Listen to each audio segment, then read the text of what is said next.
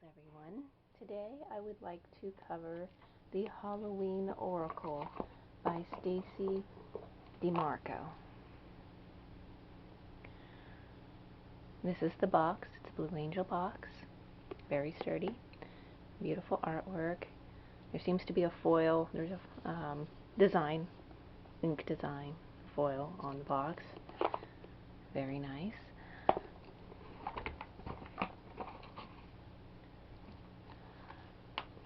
And the book, which for each card, well, first off, I would like to also give credit to the artist, of course, Jimmy Manton, M-A-N-T-O-N, Jimmy Manton. Okay, so going through the book, there is a few pages about Samhain and Halloween and the whole tradition. Goes into how to use a deck and certain spreads. Halloween 3-card draw, the jack-o'-lantern divination here. We've got the face of the jack-o'-lantern. And dedicating your cards and just a lot about how to use the cards. And then it actually goes into the cards and gives a page, a few paragraphs worth of what the card is, how it ties in with the holiday, and a little poem, a few lines that are really nice if you want to incorporate into your spell work, or tweak them or use them however. So that's a little bit about the guidebook, again with the foil. Very beautiful artwork, very beautiful design, on the box and cards and everything really. Here is, sorry, the red dot there. Here is the back of the card. It's got little jack-o'-lanterns, bats, and whatnot. So it's supposed to give this very Halloween obvious vibe. It wanted to go with that whole feeling of Halloween. Now, at first I was like, okay, well, does that make it, some people feel like they can only use it during Halloween? Maybe for some people can overlook that, especially some of us who really enjoy Halloween all year round. Here is the apple. And so it has the title of the card and the keywords risk and reward. Very beautiful images. It has a border, but it's black. Black borders don't seem to take away from the image so much as white borders do, so that's a plus. Again, the artwork is photo manipulation, digital Photoshop, probably used with a mixture of other applications or programs. Very nicely done. Again, I'm going to go ahead and show you some of the work. Here we go. It's joy. There we go. Beautiful leaves falling. Very fall, very autumn. Of course, we are moving on into autumn, and the energy that brings with it, you can already feel it in the air. Midnight, bewitching hour. Again, just beautiful art. Probably not going to be able to capture it as well on this camera, and I'm sorry about the red dot there. Recording.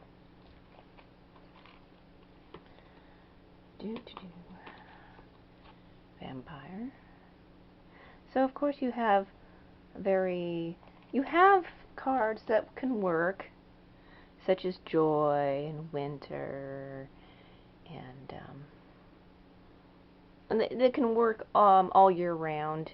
And then you have cards like the vampire that I just showed, which of course has that Halloween vibe.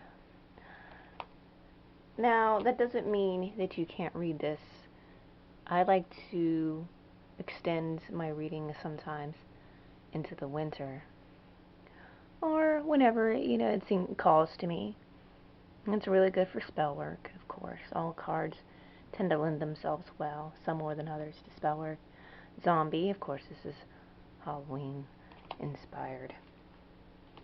And of course, death. Death is year round, so again, beautiful image there. Beautiful use of layers.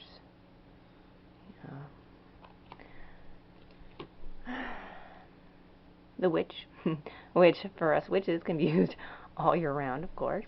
Of course, she's got the classic green, wicked sort of a look to her with the green face. Cauldron.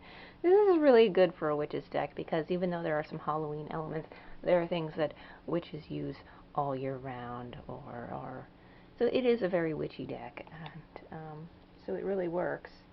This is a beautiful card, Eternal Love. The roots going into the skeletons, and they're joined. A graveyard.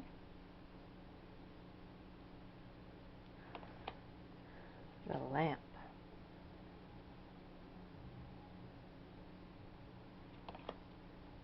Dawn. This gorgeous owl. This owl appears in another card. Actually, the next card I'm going to show. This is Dawn. Again, Dawn can be used. Is an all year round thing. Owl. So is the owl, especially as like a spirit animal or a guide or a symbolism. Beautiful image.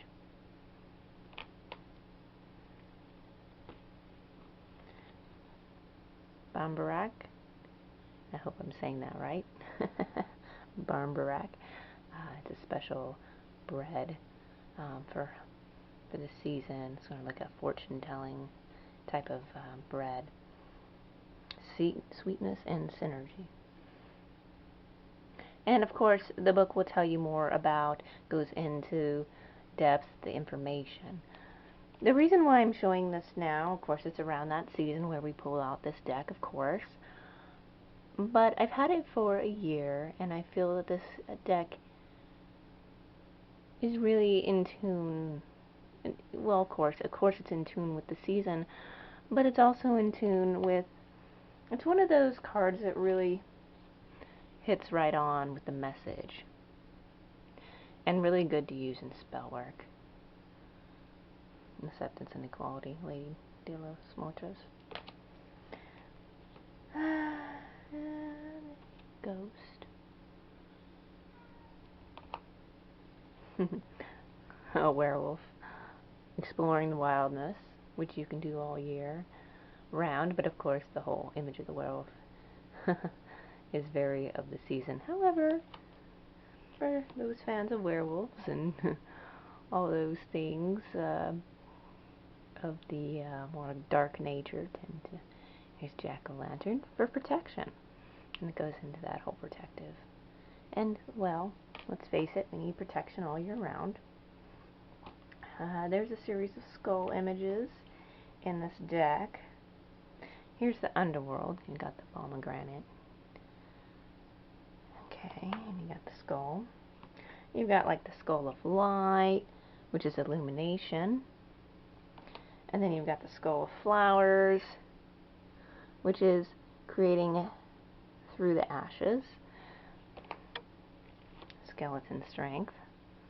Obviously a very good choice for strength. Skeleton has to be very strong bones. Mummy is change. Forgiveness. Yeah, this is a deck that you can really, as a witch, kind of take with you into. It's not just a Halloween deck, which I've mentioned before, but I think it's important to state that while there are some extremely Halloween elements, that's not just the whole gist of the deck. See, scrying, the way it comes off at first, when you think about it, oh, it's a Halloween oracle and it's got a Halloween back, but at the same time, it's got a lot of useful cards such as scrying. And if you actually look into the ball, you can actually start to see images. This is a really nice card. And it's really good for witches, like I mentioned. Skull of stars, infinite possibilities. The spider. What a beautiful spider. Community and web weaving. It's really a nice image of a spider there. Invisibility, authenticity. The veil, which is very interesting because around this time we notice that the veil thins, and we can feel it in the air, we can feel it around us, we notice things more, we sense energies more. And this year for me, very much so already, it's really thin. So I can just imagine by the time Samhain comes out, then it will really be. Now I have some of these images on one of my altars, so I think that I'm not going to be able to show them. Let me go ahead and see if I can reach them. If not, then here's Ninth Song. Hold on just 1 second. Let me see if I can. Sorry about that. The black cat. Fortune meets opportunity. I see the black cat as good luck, which many witches do.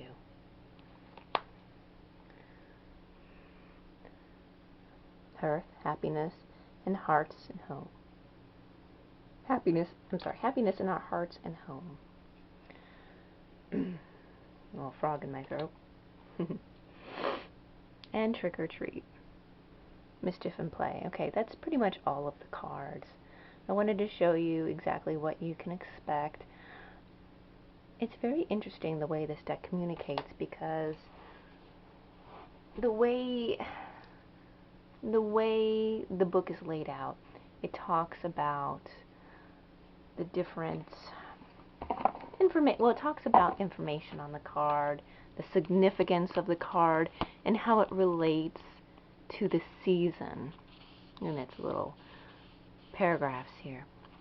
However, I believe it leaves enough to the imagination, to where, not really the imagination, but the intuition, to where you can see other messages in cards. And a lot of people, they have a very textbooked way they look at cards, or they only strictly go by the book when they're beginning.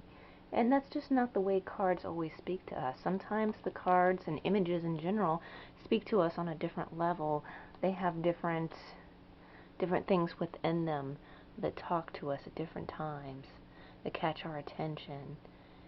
And those are the things we need at that moment, the communication coming to us, opening up our intuition, diving deep into the possibilities of the cards, because this is how the cards speak to us. This is how art speaks to us.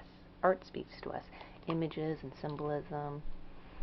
And so I believe with that it is a good deck for the season, but also going into other seasons, and also just for spell work. Very good for spell work, very good for witches, of course, as I have mentioned. If you are gothically inclined, even more so, as you don't seem to probably don't have an issue with Halloween being around you throughout the year. So I wanted to share this deck because the veil is so thin, and because these cards, the deck, really works at this time. And when you're around the symbols of the season, that you see in the deck, like ghosts and vampires and stuff, just walking around, especially more so at this season, so it communicates to you. So you'll see these symbols, and you might read them in a card, you might see them while you're out. So it's very interesting, the message you can get. And also it furthers your education on the season and practices throughout time that have been used during this season. So I think it's a very important deck to really explore,